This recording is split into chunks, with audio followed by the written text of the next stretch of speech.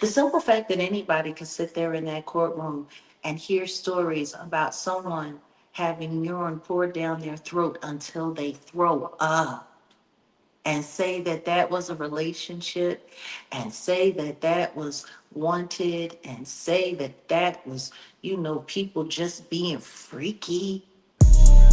Real life. If this ain't real life, this is AI. It ain't real life. Real life street stars. You know what time it is. No, you're okay. I'll repeat it. In regards to you Yeah. spoke on the montage. For them to show, after going through the trial and hear about the freak offs and just all the depravity that's going on, and then to show a montage of him only with his kids playing Yahtzee and Uno and doing everything on the floor and just hanging out Did with his they kids. have Kim Porter in there too? Yes, Yeah. yes. Yeah. Um, the word hubris gets thrown out a lot as far as in this scenario. Um, Mhm. do you feel the montage? Now that we see what the sentencing was, do you feel the montage hurt or helped that situation?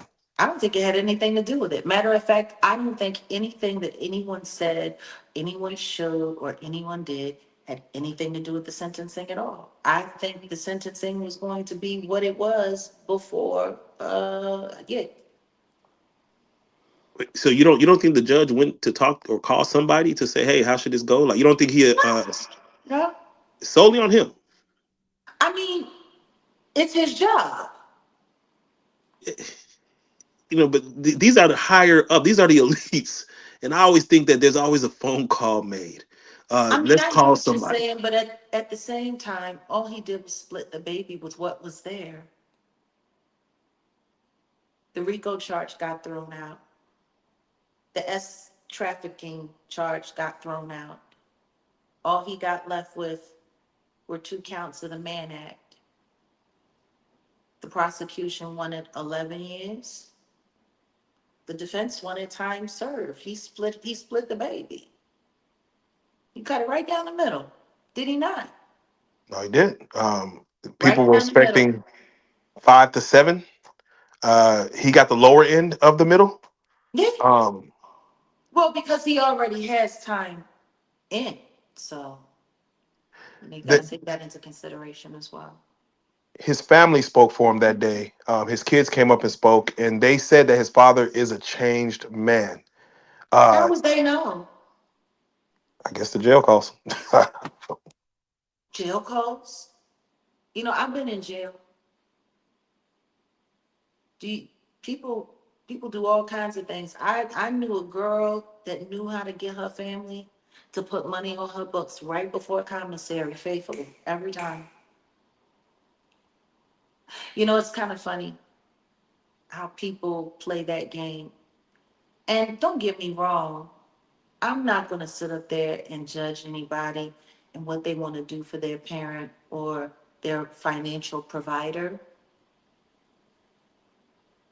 Because I'm sorry, do any of those children have a means for earning a living outside of the Combs enterprise? I don't think so. I mean, King Combs. Doing what? I don't know.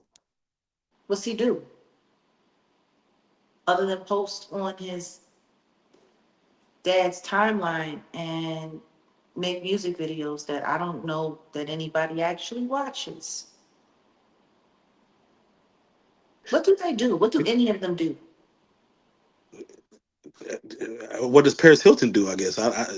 Hell, Paris Hilton is a wife and a mother now. She's very not true. making Very true. SEX tapes anymore. Very true. Very true. Ain't none of them married and don't none of them had no kids. So what do they do?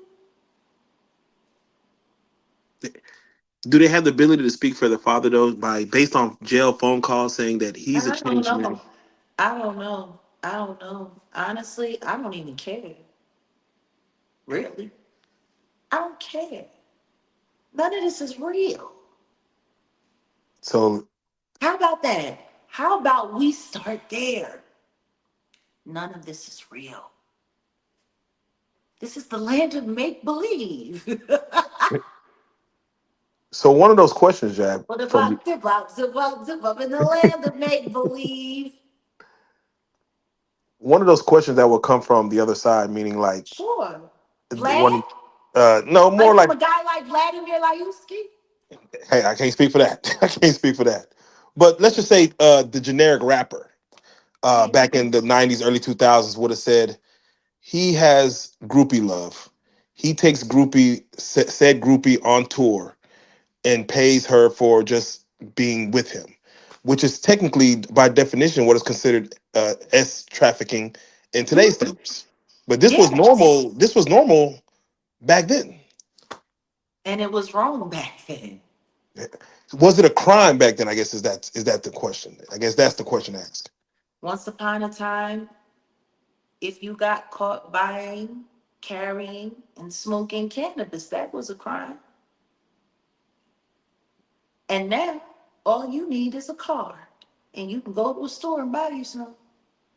Isn't that something? Hey,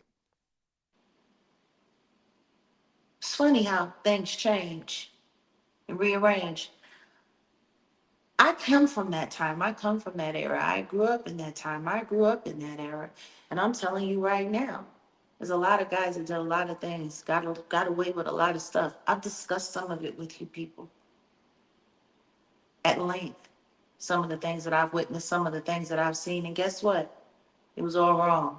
Whether or not it was considered legal or not legal, it was wrong. It was morally wrong. correct.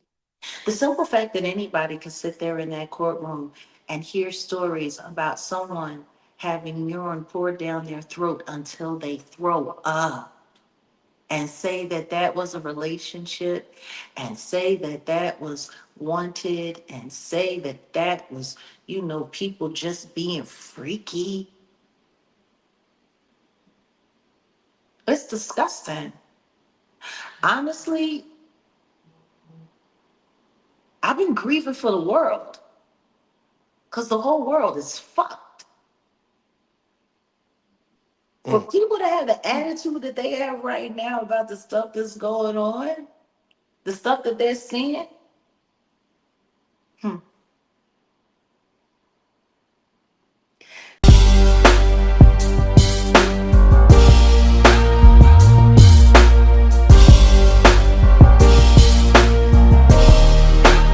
Shout out Reallyfe Street Stars, nigga. Move. Hey.